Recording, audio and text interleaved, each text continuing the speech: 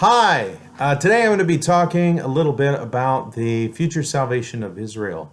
And we're going to start in Romans chapter 10 and work our way through Romans 11. Go part way into Romans 10 here. Let's say we start about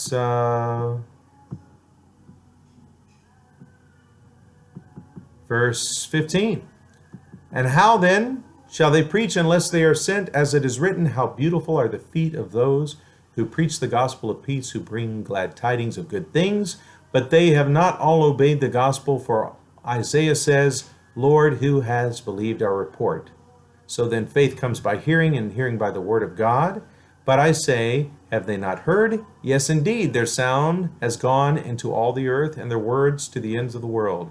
But I say, did not Israel know? For Moses says, I will provoke you to jealousy by those who are not a nation. I will move you to anger by a foolish nation. So I'm talking here today about Israel.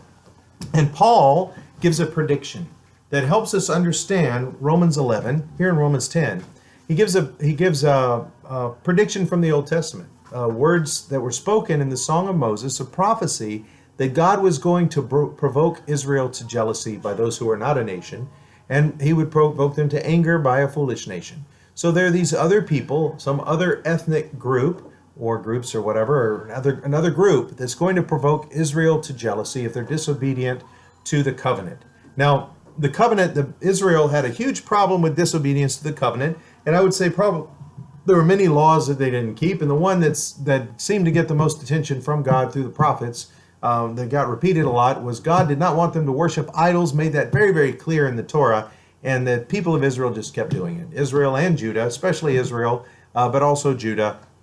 Eventually they were carried away into captivity as discipline and punishment for what they'd done, and as part of the terms of the agreement that God had with them, that would happen to them, and a number of calamities. So later, the people of Israel, a portion of them returned to the land, and then, they tended to be rather anti-idolatry, but then God sent the Messiah, the prophet like unto Moses, and the Israelites did not accept the Messiah, so for the most part. And some did, and Paul deals with this issue in Romans 10 through 11. Now let's take a look at verses, Romans 10:20. I'm using the New King James today, by the way, but Isaiah is very bold and says, I was found by those who did not seek me. I was made manifest to those who did not ask for me. So there are these people that did not seek after God, that God is going to manifest himself to. Well, in the time of Paul had begun to see that, because the Gentiles were they hadn't been seeking after God, they'd been worshiping their idols, they'd forgotten about the one true God for the most part, many of them weren't seeking after God. Then along comes a preacher with the gospel, and then these Gentiles start putting their faith in God, they're reconciled to God again, they believe in his Messiah, they believe in Yeshua. And so then they're found, they find God, and then God is manifested among them through the Holy Spirit, through changes in their life, and through the things that he does. So, but to Israel, he says, all day long I have stretched out my hands to a disobedient and contrary people. So this is a problem in the Old Testament. Even though the Israelites are beloved for the sake of the fathers, in many, many times they've disobeyed God. So Paul deals with this issue in Romans 11, and the underlying issue is, why are so many Jewish people not believing in the Messiah and so many Gentiles are? And I don't know if there were more Jewish believers in Rome than Gentile believers. There could have been. We don't know yet, but there were a lot of Gentile believers. And at some point, the numbers of Gentile believers starts to outnumber the Jewish believers, and I don't know if that happened globally at this time, but it could have been the case in Rome. We don't know. So let's take a look in chapter 11 here. I say then, has God cast away his people? Certainly not, for I also am an Israelite, of the seed of Abraham, of the side of the tribe of Benjamin, Paul says. God has not cast away his people, whom he foreknew, puts that little qualifier on there. Or do you not know what the scripture says of Elijah, how he pleads with God against Israel, saying, Lord, they have killed your prophets and torn down your altars, and I am left alone, and they seek my life. But what does the divine response say to him? I have reserved for myself 7,000 men who have not bowed the knee to the image of Baal. So the idea is that even though maybe there were millions of people in Israel, or hundreds of thousands, I don't know what the population was, but there were lots of Israelites. And Ahab had married a Canaanite woman or a foreigner who worshiped Baal, and she started persecuting the prophets and having prophets killed and promoting Baal worship. People were worshiping Baal left and right, just Baal, Baal, Baal, Baal all over the place, and forgetting the worship of the Lord. And then Elijah gathers the people together. He pours water on a sacrifice, challenged the prophets of Baal. The God who answered by fire is the true God. He would call on Yahweh. They would call him Baal. They called him Baal all day long. Nothing happened. They cut themselves. Nothing happened. No fire from heaven. He pours water on his sacrifice, calls on the Lord about the time of the evening sacrifice. Fire comes from heaven, consumes it. The people of Israel were gathered together there. They bow down and they say, the Lord, he is God. The Lord, he is God. Yahweh, he is God. Yahweh, he is God. They're not going for this Baal anymore, at least from what they said right then. After that, you actually see a change in the nation. Now, when the king had false prophets, he had them claim to prophesy in the name of the Lord, so instead of Baal. So anyway, there was a change, a transformation of the society. But then, after the people said this, the Lord, he is God, then the Lord sent the rain that Elijah said wouldn't happen until he said it would happen. So then, now he says it can rain, and, it's going to rain. It starts as a tiny cloud, and then it rains really hard. But the queen said she was going to kill him. He runs to Horeb, and he starts seeking God, and he's all depressed because, after this great victory, then the queen still wants to kill him. But he's concerned, all these people have worshipped Baal. He thinks he's the only prophet left. He thinks the whole nation's turned against God. Even though they were saying, Yahweh, he is God, Yahweh is God, there may have been some measure of national repentance there. But he's still upset about the whole situation, about him feeling like he's the only prophet left. But the Lord tells him that there were 7,000 men who had not bowed their knee to the image of Baal. So even though there was this whole nation, it seemed like everybody was worshiping idols, God still had his group that were the right group, that were doing the right thing, that were, that he had reserved to himself. So even so then, at this present time, there is a remnant according to the election of grace. And if by grace, then it is no longer of works. Otherwise, grace is no longer grace. But if it is of works, it is no longer grace. Otherwise, work is no longer works. So in Israel, among the people of Israel, the majority maybe of Jewish people did not accept the gospel at that time. But there was a minority who did, who were saved by grace through faith in Jesus Christ. And there were a remnant in Israel. So let's look at verse 7. What then? Israel has not obtained what he seeks, but the elect have obtained it, and the rest were blinded. So part of Israel's elect, part of it is not. The ones that aren't are blinded. So just as it is written, God has given them a spirit of stupor, eyes that should not see, and ears that they should not hear to this very day. And David says, let their table become a snare and a trap and a stumbling block and a recompense to them. Let their eyes be darkened so that they do not see, and bow down their back always. So here we talk about spiritual blindness predicted in the Old Testament. Now, all right, so on Israel. I say then, have they stumbled that they should fall? Certainly not. But through their fall, to provoke them to jealousy, salvation has come to the Gentiles. Now, this is humbling to someone from a Gentile background, is that the reason you got saved is so God can make the Israelites jealous. And that should keep you humble if you think about it that way. Because God told the Israelites that they were disobedient, that what he would do, actually they're supposed to be a kingdom of priests. They're supposed to have a good impact on the other nations and, bring the knowledge of God to the nations. But if they were disobedient, God was going to provoke them to jealousy. By them there are no people, and by a foolish nation he will anger them. So God is going to go outside. He's going to choose this other group to make them angry, to make them jealous, to provoke them to jealousy. And that's why God let you get saved, is so you could provoke Israel to jealousy. Now, I'm sure there's more to it than that. God wanted a bride for his son. There's other plans, but that's one reason. And one reason, if you're a Gentile, that you got saved is so you could provoke Israel to jealousy. The Jewish people could be watching this as well, who are believers in Yeshua, the Messiah. So that's a good thing. I don't mean to generalize. Sorry. So now, if their fall is riches for the world and their failure riches for the Gentiles, how much more their fullness? So, they're being diminished as riches for the Gentiles. How much more when they're in their fullness? Paul is hinting at something better that's coming. The Jews falling brings riches of salvation, knowledge of God to Gentiles. So if the Jews believe in Jesus, then won't that even bring something even better than their fall brought?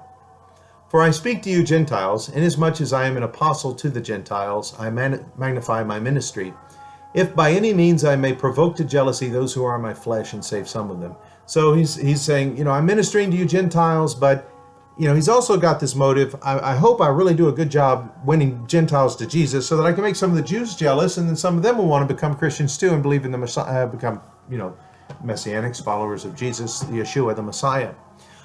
For if their being cast away is the reconciling of the world, what will their acceptance be but life from the dead?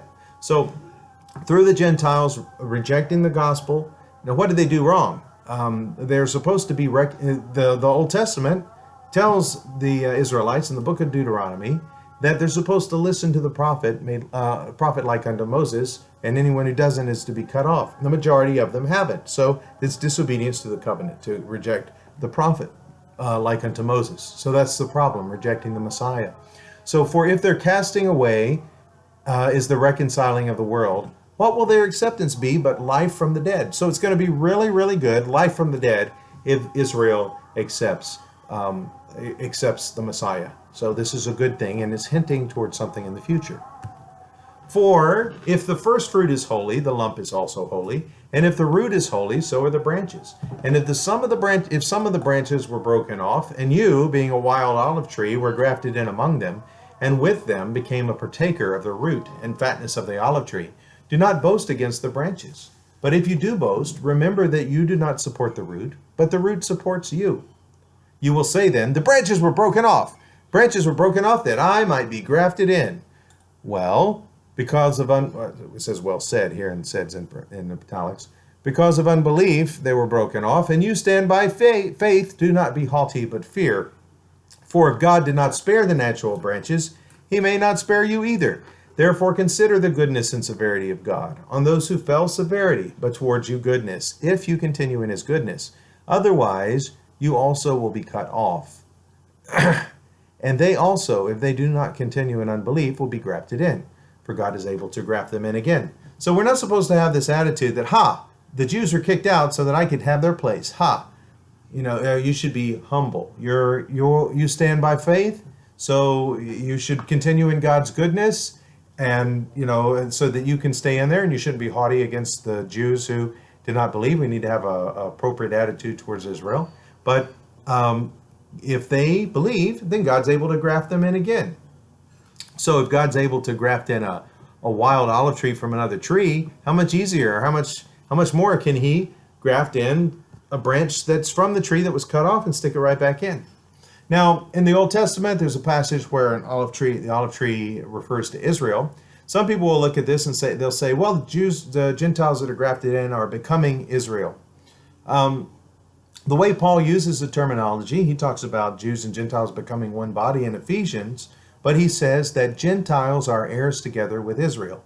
So just as in this passage, Paul calls one group Israel and one group Gentiles, and doesn't just confuse everything and call them all Israel, but he keeps the terminology distinct, which is good. It enables us to comprehend and enables Paul to communicate to us what he's trying to say. So we need to keep that in mind, that Paul's not just saying that Gentiles are Israel. And in the Bible, in the Old Testament, we can look at it, there's Israel, and then there were strangers in the land.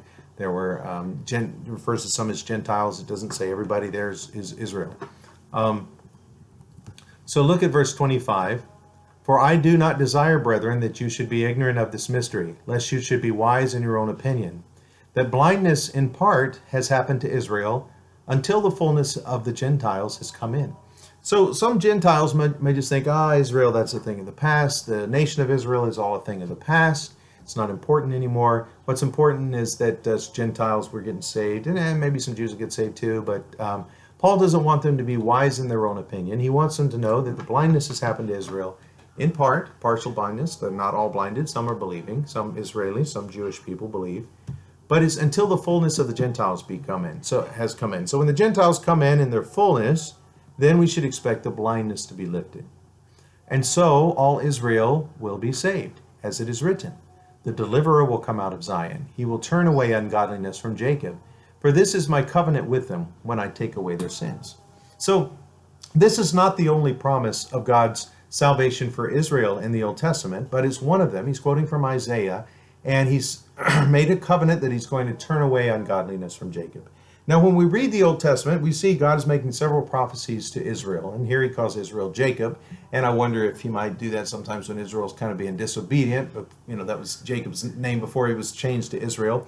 But here he's turning away ungodliness from Jacob. So there's a promise here that God is going to turn away the evil from them, and there's a great passage that's quoted in Hebrews from the Old Testament from I believe it's Jeremiah 31, about the new covenant, that the Lord will make a new covenant with the house of Israel and with the house of Judah, that he'll put his laws in their minds and write them on their hearts. So we can see this in the Old Testament, that there is a prophecy of a new covenant coming for Israel. It's going to transform their hearts, and it won't be the case that someone will say, know the Lord, for all will know him from the least to the greatest. So there'll be a transformation of the heart. And now many people think, oh, the new covenant, that's about the church. If you read the passage, it's about Israel and Gentiles who believe in Jesus. We're heirs together with Israel, so we're partaking of the root and fatness and the benefits. But there are still promises for the nation of Israel to be restored, that the Lord changes their hearts and causes them to serve the Lord. Some people, I was having a conversation on this, and some people were reading verse 25 as if the Gentiles were becoming Israel. So they say that blindness in part has happened to Israel until the fullness of the Gentiles has come in. And then they think, well, the blindness happens until the Gentiles come in, and then nothing happens with Israel. And then, just the ones that were blinded, they go to hell, and the ones that weren't blinded, that Jewish believers in Jesus, they're saved. And then when all Israel shall be saved, it's talking about that small group of Israelites, but mostly Gentiles. They didn't say mostly Gentiles, but that's how the proportions work out now, that Israel being saved refers to these Gentiles coming in. Then that makes all Israel be saved. But of course, you're redefining the word Israel between verse 24 and 25 if you do that. In verse 25 and 26, in verse 25, blindness in part has happened to Israel. So Israel includes all of Israel, the blinded people and the unblinded people. So Israel is blinded in part. So part of Israel is blinded. Maybe it's a big part. The Jews who do not believe Jesus is the Messiah, the Israelites who do not believe that. And then there are those whose eyes have been opened, and they accept Yeshua as the Messiah, and they are part of Israel as well. And so part of Israel is blinded until the Gentiles come in.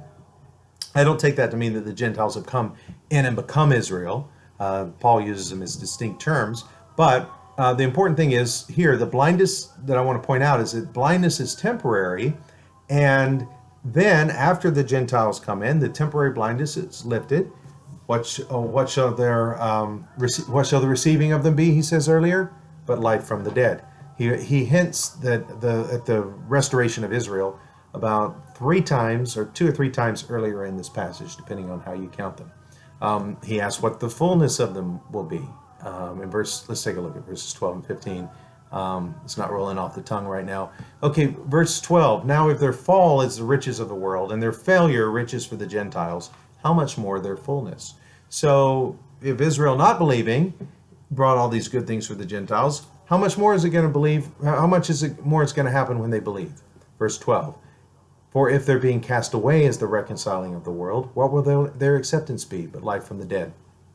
So Paul's talking about a future time when Israel will be accepted. So he's already hinting at this. All Israel will be saved. And the point I'm making here is that all Israel, we should take that to refer to the nation of Israel. How I interpret that is that at this time, those who are Israelis are going to be saved. Now, that their eyes are going to be opened. I don't know if God is going to allow certain people to die before that happens, so that there'll be a generation there that accepts the gospel. But this is the way I understand it. Now, previously, I used to think of this as, some people believe, and I believe this, that after Jesus comes back, he will reign, and that the saints will be on the earth, and some of us will be that there'll be saints in a transformed body, which is like Jesus' body when he rose from the dead. And there may be other people who just survive in natural bodies who believe in Jesus or who submit to some degree to his rulership on the earth, and that he reigns on the earth. Now, there are many reasons for believing this, and part of it is if you actually read the words of the Old Testament. People who think in terms of spiritual Israel tend to have an eschatology that doesn't allow for this type of reign of Christ on the earth in the future, which is a more literal approach to the book of Revelation and some of the other passages. But if you take a look at Ezekiel, for example, verse 21, then say to them, thus says the Lord God, surely I will take the children of Israel from among the nations, wherever they have gone, and will gather them from every side and bring them into their own land. And I will make them one nation in the land, on the mountains of Israel. And the one king shall be over them all. And they shall no longer be two nations, nor shall they be divided into two kingdoms again. They shall not defile themselves any more with their idols, nor with their detestable things, nor with any of their transgressions. But I will deliver them from their dwelling places in which they have sinned, and will cleanse them. Then they shall be my people, and I will be their God. That's verse 21 through verse 23, and that's in Ezekiel 37 in the New King James. So we look at this passage. Now, I listened to a video from a couple videos from The Narrow Path with Steve Gregg, and he was saying that the promises to Israel, basically his argument was that they were canceled because Israel was disobedient. But if you really read the Old Testament, there are passages that deal with what God is going to actually do with Israel, even though they were disobedient. And his solution is, for example, the New Covenant passage. He's going to put his laws in their minds and write them on their hearts. So there's going to be, and here, even though Israel had been disobedient and had defiled themselves with idols and detestable things, God is going to bring them back into the land. They're not going to be two nations. They're not going to be two nations, and he's going to restore them. So there are plenty of prophecies in the Bible that show that even though Israel was disobedient, God was going to do certain things with them. He still had a plan for Israel. It's not just cancel. We don't have the authority to cancel the plans of God for Israel because Israel was disobedient. We can read that they were disobedient, but it's up to God to decide if he just wants to throw them out because they're disobedient or keep them because of his covenant with the fathers. Now, he had covenants with had a covenant with Abraham and with Isaac. So we don't want to do away with covenants or take upon ourselves the authority of God to decide what to do with Israel, especially when the New Testament and the Old Testament say what he's going to do. We should not go contrary to that. So here, now some people will take Israel and say it refers to the church, and then try to go back in the Old Testament and reinterpret it, or say it originally just all referred to the church. And they read it and they thought it was, maybe they think it thought it referred to Israel, it thought it referred to their nation, but really it refers to the real Israel, which is the church and the Gentiles now, and not to them. So that's a problem with replacing the church, Israel, with the church. It doesn't make sense to read passages about disobedient Israel and specifics of their history and say that that's about the church. We can't just plug in church wherever there's Israel, because a lot of references to Israel refer to their disobedience. Like this passage, they shall not defile themselves anymore with their idols, nor with their detestable things. And he'll make them one nation. There'll be one king and over them. No longer shall there be two nations. So Israel was divided into Israel and Judah, two nations. It refers to specific things that have to do with their people group.